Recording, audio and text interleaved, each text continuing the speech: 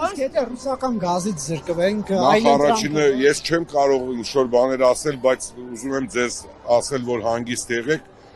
այն գազը, որը որ վերջնական արդյունքում սպառողին է վաճառվում, դրանից ավելի էժան առաջարկներ կան եւ արդեն շուտմանից կա այդ առաջարկները, կարծում եմ ես չեմ կարող ասել, ուղղակի ես դրսից եմ լսել, մեր իշխանությունները չեն ասել, չէ, ուրիշ երկրից, ոչ Ադրբեջանը չի, չեմ ուզում ասել, ինձ այլ երկրից ասել են, որ մենք ձեր համար պատրաստ ենք տանք ու այդ գործողությունները գնում է։ Հիմա ես դրա իրավունքը չունեմ, ինձ որպես ընկեր են ասել, որ ես պետական պաշտոնյա չեմ այդ հատվածի, որ ես դրա իրավունքը ունենամ։ Ինձ հետ խոսելուց ասել են մենք պատրաստ ենք։ Եվ մի երկիր չի, ասեմ ձեզ, ասել են, որ մենք այս մասով էլ ենք պատրաստ, այլ երկրի հետ կոոպերացիայով նույնպես տան, այնպես որ այդ մասով էլ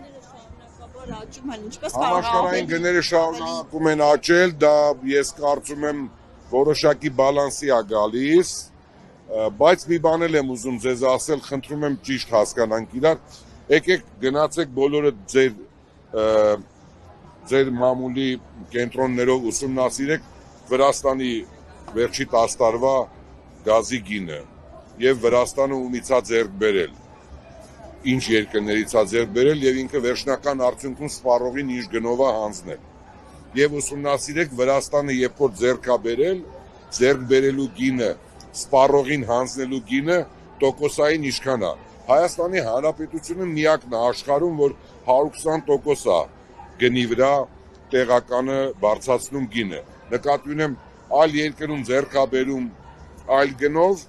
Հայաստանի Հանրապետությունում վաճառվում է 120% ավել գնով։